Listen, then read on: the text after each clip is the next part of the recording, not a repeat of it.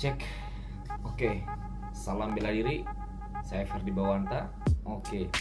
Kembali lagi saya ingin menjelaskan kasus Cynthia Chandra ya. Oke.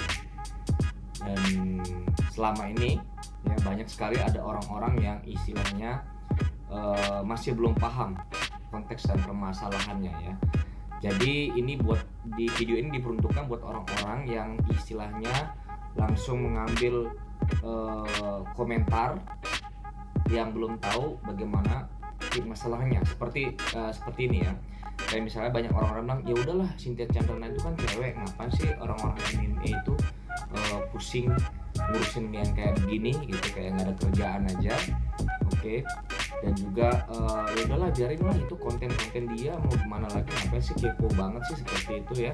Nah itu sebenarnya sudah sering banget ya kita lihat orang-orang seperti itu. Nah untuk itu saya akan bikin video penjelasannya untuk saat ini, kesempatan ini ya. Oke, pertama kita lihat Cynthia Chandra itu punya pasar kita golongin aja mungkin golongan kelas C lah istilahnya ya. Ibaratnya dia mengambil keuntungan dengan konten-konten dia, dengan yang kita sudah tahu dari dulu itu adalah hal-hal yang mustahil, dan banyak orang masih terhibur dengan hal-hal seperti itu ya. Misalkan dengan pukulan yang pokoknya hancurin beton lah, kayak begitulah, terus latihannya yang sebenarnya kalau dalam dunia bela diri itu kita nggak pakai seperti itu untuk melatih conditioning atau untuk ketepatan. Kita nggak melatih seperti itu karena kita nggak ada gunanya untuk melawan objek yang mati ya, benda mati seperti itu. Kita biasanya melatih lebih mengambil edukasi dari segi fitness olahraga yang benar ya. Kalau nggak otot kita harus latihan apa, misalkan squat atau deadlift dan banyak sekali lah ya. Terus latihan skill. Nah kita itu adalah kita golongkan ke dalam demonstrasi bela diri ya, diperlukan juga untuk demonstrasi untuk menarik minat para praktisi bela diri juga ya dari awal. Nah itu kita anggap itu kelas C ya pada saat itu, golongan kontennya itu kelas C ya. Jadi ada pasarnya di sana, dan kemudian dia membuat image-nya sedemikian rupa saktinya dan hebatnya ya. Kita diemin aja selama 3 tahun 4 tahun itu memang kita lihat wah dia udahlah. Nah itu saat dia bisa dia melakukan atau membuat konten yang bisa dibilang itu menyentil ya kelas B dan kelas A ya. Ya kita ambil contoh kelas A itu ya, yang kita udah mengerti lah olahraga seperti apa ya, bela diri seperti apa ya, yang benar tuh kayak gimana. Jadi bukan demonstrasi ya. Nah dia menyentil MMA dan dia berani membandingkan. Nah ini titik masalahnya adalah ketika dia berani membandingkan dirinya dia dengan seni bela diri yang lain, itu sebenarnya udah keluar jalur dan bahaya itu kan.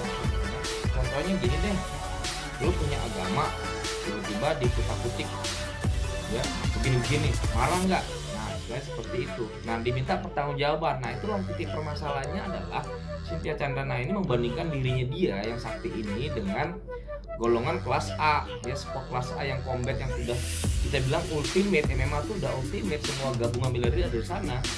Dan akhirnya dia membuat dirinya dia dipertanyakan oleh golongan kelas A ini. Jadi ibaratnya, oh kamu udah berani masuk ke ranah saya nih istilahnya. Tadi kan kamu pasarnya kelas C aja nih misalkan, dan kamu harus berani bersikap dan bertanggung jawab atas apa yang kamu omongin. Nah dari sanalah ibaratnya tim bela diri bersatu yang memang itu datang untuk melihat, walaupun sebenarnya kita sudah tahu ya, kita semua orang udah tahu bahwa itu sebenarnya istilahnya bohongan lah. Kita kadang-kadang dengan niat orang-orang bela diri bersatu ini karena sebenarnya untuk mengedukasi saja ya, walaupun karena pada saat itu juga masih banyak orang yang lu datang aja ke sana gitu, dan akhirnya sekarang berbalik semuanya menyerang tim Cynthia Chandra ini karena tidak bisa membuktikan ya kan.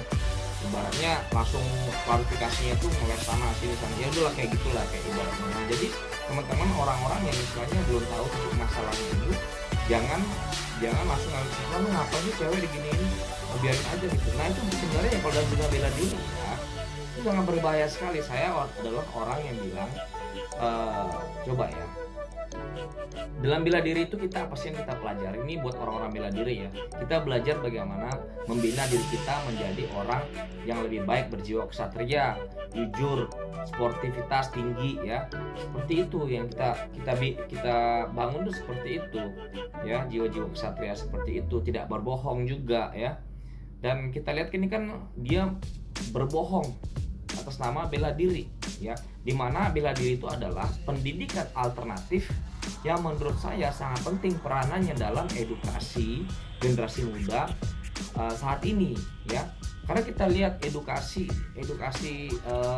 formal secara sekolah umum aja itu tidak membuat generasi muda kita itu lebih baik ya.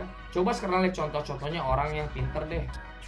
Sekarang ini apakah orang-orang yang berpendidikan tinggi itu bisa dibilang memberikan contoh edukasi yang baik sekarang? Oke, coba lihat sendiri. Orang-orang politik lihat biasa sekali berbohong ya, akhlak sudah nggak ada edukasi yang tinggi yang dia pernah ikuti itu tidak berguna sama sekali. Ibaratnya karena pendidikan formal itu mengajarkan kita untuk menjadi sukses, menjadi kaya, mencari uang ya, untuk hidup dalam sebuah sistem ini ya, seperti itu. Jadi ibaratnya pendidikan bela diri ini adalah pendidikan yang bisa dibilangin alternatif dan sangat berpengaruh besar sekali untuk itu. Kenapa orang-orang bela diri bersatu MMA itu berani masuk ke ranah seperti ini? Anggapannya langsung memberikan sebuah edukasi, jangan kau rusak lagi, tolonglah, kita cukup lah, orang-orang politik udah banyak berbohong ya, udah banyak begini-begini untuk menghasilkan uang.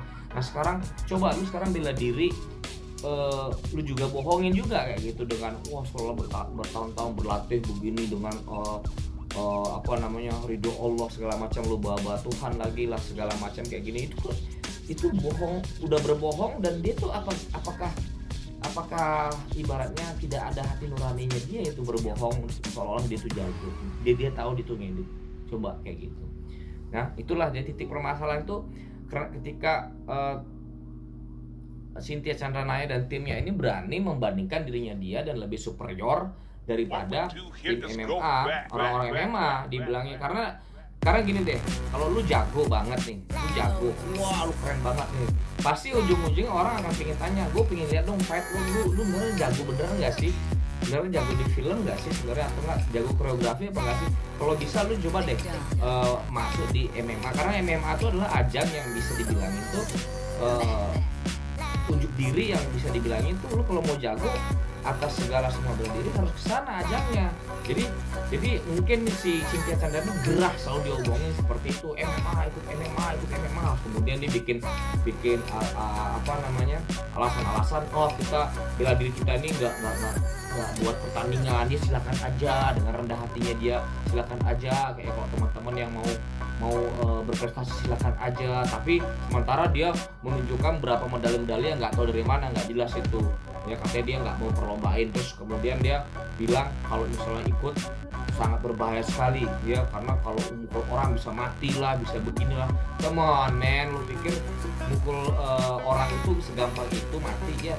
Kita nih diikut ya, badan ini sangat kuat banget ya, ini kita bilang nih daging kita nih kuat sekali ya. Saya juga pernah berpikir kalau saya pukul orang bisa mati, enggak segampang itu. Lu coba deh ya Cynthia Chandranaya ya, dengan konten-konten lu seperti itu. Dan juga ada orang yang bilang, wow kalau di Cina bener ada. Iya, di Cina semua tuh kebanyakan orang-orang itu melatihnya bertahun-tahun, bener tangannya bentuknya kayak gimana besarnya, ototnya pun udah kelihatan. Dan kalau Cynthia Chandranaya ini apa sebenarnya, ototnya aja, fisikalnya kita bisa lihat. Saya sebagai orang olahraga juga, ibaratnya fisiknya aja nggak percaya saya istilahnya kayak gitu. Nggak mustahil lah, push up 1 jari, terus kaki yang ditendangin itu ya, beton juga lah, itu tulang keringnya mulus-mulus aja, terus tangannya juga ototnya nggak besar, terus yang tabung gas diangkat pakai kakinya itu glutesnya tuh seharusnya besar banget, pahanya tuh harusnya besar banget itu kalau kita ngomongin. Nah jadi seperti ini adalah buat video teman-teman orang-orang yang istilahnya nggak ngerti pokok masalahnya, mau biarin aja deh, orang itu kerjaannya dia, mau diapain sih kok kita ngurusin gini. Kita orang-orang bela diri bersatu itu tidak, ini semuanya ya buat orang yang concern masalah seperti ini. Coba sekarang lihat bagaimana dia masih tetap berbohong, masih tetap melindungi dirinya dia dengan omongan-omongan yang nggak jelas itu, dan masih bikin konten yang receh seperti itulah ibaratnya ya. Kita juga istilahnya tidak mau dirusak nama bela diri ini dengan hal-hal seperti itu ya. Ini adalah the biggest fraud ever ya, asli kayak gitu. Jadi teman-teman tolonglah lihat dikaji kenapa tim MMA ini seharusnya usaha kita ini diberikan apresiasi, bukan malah lu anggap lu cewek kenapa sih mau digini-gini. Enggak, itu bahaya loh. Ini terus itu bahaya banget kalau disuruh sama orang. Terus yang saya concern lagi bahaya itu adalah gini, lu masih aja berbohong, hati nurani lu tuh kemana gitu. Setiap kali lu bikin konten langsung lo bawa nama Tuhan dan ngomong kalau berbohong keluar tidak tidur ya kayak gini, itu goblok ya sebenarnya. Itu hati nuraninya di mana ya, nggak ngerti loh. Oke, itu aja buat teman-teman yang hanya sepihak dan cuma ngambil sepenggal aja ya, daripada pemahamannya. Kenapa sih kepo banget ya, istilahnya kalau lu agama lu dicolek, masa lu nggak goyang gitu istilahnya. Kalau keluarga lu dicolek, masa lu nggak goyang, ibaratnya kayak gitu, masa lu nggak ambil tindakan. Nah ini sama kasusnya seperti itu. Kalau dia berani sebagai seorang ksatria dan pendekar di dunia bela diri, sebagai seorang ksatria pendekar, ketika dia berani bicara, dia harus berani bertanggung jawab ya. Sebenarnya kalau dia misalkan ikut pertandingan aja MMA itu, kalau kalah tuh tidak, di dunia MMA itu biasa gitu loh, bukan langsung kalau reputasinya langsung jatuh, langsung kalau harga dirinya langsung, enggak, justru kita udah paham dunia seperti itu. Jadi buat Cynthia Chandra kalau mau naik nama lu ya coba lu masuk ke MMA ring, cobain sana, kalah pun nggak jadi masalah. Di sini adalah pembelajaran, jangan terus-terusan bikin video bikin kayak gitu, edit terus kamu ngomong kualifikasi lagi, aduh hancur dunia ini sebenarnya gitu. Oke teman-teman, cukup sekian guys. Semoga ada clarity dan pencerahan buat teman-teman yang selalu mengambil kesimpulan tidak dilihat sebagaimana. Oke, selamat beraktivitas. Ciao.